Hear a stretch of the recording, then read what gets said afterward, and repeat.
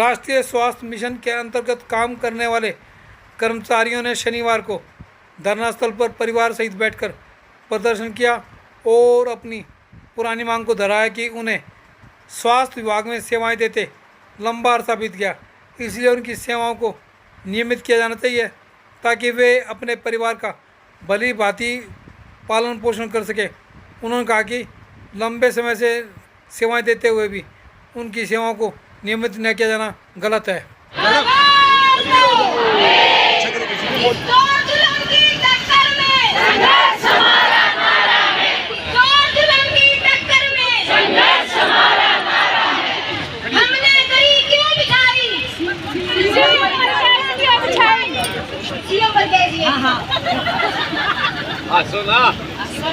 हमने दरी बिछाई सीएम मर गया, सीएम मर गया।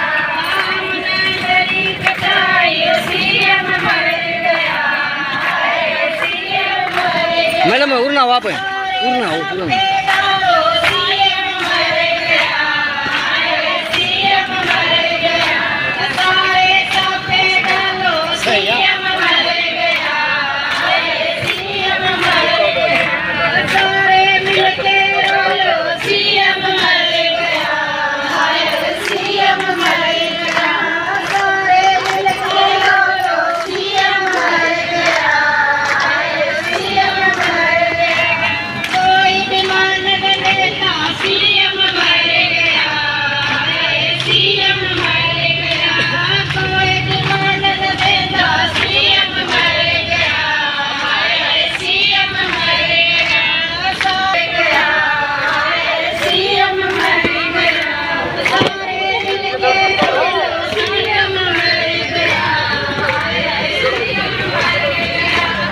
नाम अनिल है। मैं 108 एम्बुलेंस कर्मचारी हूँ। ऐसा जो सरकार है ना, जो हमारी तरफ अनदेखी कर रही है। आज हरियाणा प्रदेश में एनएचएम के 18,000 कर्मचारी 100% स्ट्राइक पर हैं, जिनमें से 550 कर्मचारी भिवानी ज़िले से हैं, जो अपने परिवार के साथ अपने बच्चों के साथ भी रोड पर बैठे हैं। अब सरकार ने, हरियाणा सरकार ने 9 दिन से हमारी कोई सूद नहीं ली है। वो उन्होंने हमें अपने बच्चों समेत रोड पर तो बैठा दिया। अगर सरकार ये चाहती है, जो हम 20-20 साल से 15-15 साल से उनकी सेवाएं कर रहे हैं, उनके स्वास्थ्य विभाग में सेवा दे रहे हैं, अब हम इस काबिल भी नहीं रहे हैं कि हम कहीं किसी और नौकरी कर सकें या मजदूरी कर सकें। हमारे पास एक ही ऑप्शन है। सरकार हमसे क्या भीख मंगवाना चाहती है? अगर सरकार हमसे ये कहे कि अब भीख मांग कर अपने परिवार का गुजर बसर करो, तो हम भीख मांग लेंगे। लेकिन उसके लिए आगे आने वाले विधानसभा चुनाव में जो ये जनता परेशान है, जो हमारी सेवाएं सुचारू रूप से चल रही थी वो सेवाएं नहीं दे पा रहे हैं। गर्भवती महिलाओं की मौत हो रही है, बच्चे इलाज को तरस रहे हैं, टीकाकरण को तरस रहे हैं, दवाइयों को तरस रहे हैं। एनएचएम कर्मचारी अगर ऐसे ही रोड पर भीख मांगने लगा तो आगे आने वाले विधानसभा चुनाव में इनको वोट की भीख भी नहीं मिलेगी, ये हम ऐलान करते हैं। मेरा नाम सुनील है। पहले तो मैं आप सभी मीडिया कर्मचारियों का आपका धन्यवाद करता हूं और मैं आपको ये बताना चाहता हूं कि हमारा धरना पिछले 9 दिन से लगातार जारी है। हमारी मुख्य मांगे ये है कि हमें नियमित किया जाए और हमारे सभी कर्मचारी बहुत ज़्यादा परेशान हैं और जब तक हमारी ये नियमितीकरण की पॉलिसी में हमें शामिल नहीं किया जाएगा तब तक हम इस धरने पर बैठे रहेंगे। अगर ये सरकार तब भी नहीं चाहती तो हम अगले विधानसभा सत्र में हमें वोट की चोट से इसके ऊपर प्रहार करेंगे। धीरे धीरे तो हम यहाँ पर आके बैठे हैं, हमारे बच्चे भी हमारे साथ आके बैठ गए हैं। हम तो रोड पे आए, हमारे बच्चे भी इधर रोड पे आके बैठ गए हैं। दूसरा, इसमें बहुत सारी वेतन विसंगतियाँ हैं। कई कर्मचारी तो ऐसे हैं कि जो कि नरेगा से भी कम सैलरी ले रहे हैं, जिसकी सैलरी 8,000 है और पोस्ट उनकी डिस्ट्रिक्ट लेवल की है, ब्लॉक लेवल की है, किसी की 7,500 है। जो कि आजकल जो जॉब के फार्म निकलते हैं उसमें फार्म भी नहीं भरते हैं, क्योंकि उनकी जो मासिक मानदेय है वो 300 रुपये से भी कम पर डे का बनता है। इसलिए हम बहुत ज़्यादा परेशान होकर के आपसे सरकार से निवेदन करते हैं कि हमारी समस्याओं के बारे में विशेष रूप से ध्यान करें और ताकि हम हमारे बच्चे और परिवार इनका सही ढंग से भरण पालन हो सके।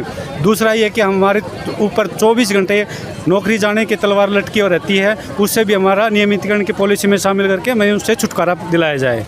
धन्यवाद। ये मैं एक एनएचएम की कर्मचारी हूँ। मैं हमारी सरकार से यही कहना चाहती हूँ कि जल्द से जल्द हमारी मांगों को पूरा किया जाए और हमारी सरकार से सिर्फ एक ही मांग है, हमें रेगुलर किया जाए और आज हड़ताल का 9वां दिन है। हम मजबूर हैं। आज हम अपने बच्चों के साथ भी यहाँ दरी पर बैठे हुए हैं। क्या सरकार यही चाहती है?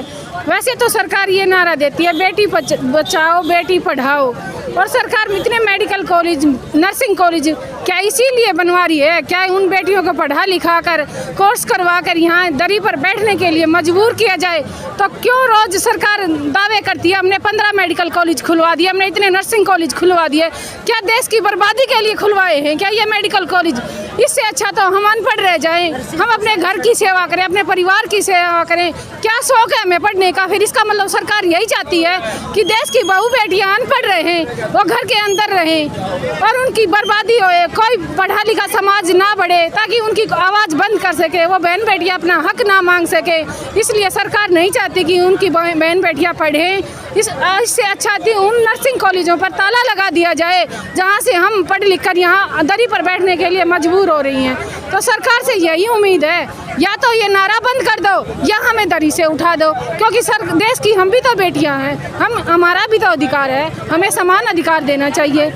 तो सरकार को सोचना चाहिए, शर्म आनी चाहिए। अपने वादे से मुकरने वाली ये सरकार पहली है, कथनी करनी एक समान होती है। हमारे देश में ये कहावत है कि वचन जाए पर प्राण जाए पर वचन ना जाए, लेकिन यहाँ तो उल्टा देखा जा रहा है, प्राण जा रहे हैं, इन लोगों के वचन पूरे नहीं हो रहे। और मेरी सरकार से एक ही मांग है, या तो हमें रिटर्न में ये लिख कर दे दिया जाए कि आप लोग पक्के हो, अपना काम स्मूथली चलाओ, जनता को सेवा दो, तो हम दरी से उठ जाएंगे, वरना हम दरी पर नहीं उठेंगे और हड़ताल को आगे तक लेकर जाएंगे। धन्यवाद। क्या कहेंगे अगर मांगे नहीं मानी गई तो? अगर सरकार ने हमारी मांगे नहीं मानी गई तो आज तो हम बच्चों को लेकर यहाँ पर आने के लिए मजबूर हैं, और ऐसी नौबत भी आएगी कि हम भूख हड़ताल पे बैठने के लिए भी मजबूर हो जाएंगे, और जो हमारी स्टेट बॉडी से आदेश आएगा हमारा वही फाइनल आदेश होगा। इसलिए सरकार से एक ही मांग है कि जो हमारी डिमांड है उसको जल्द से जल्द पूरा किया जाए। धन्यवाद।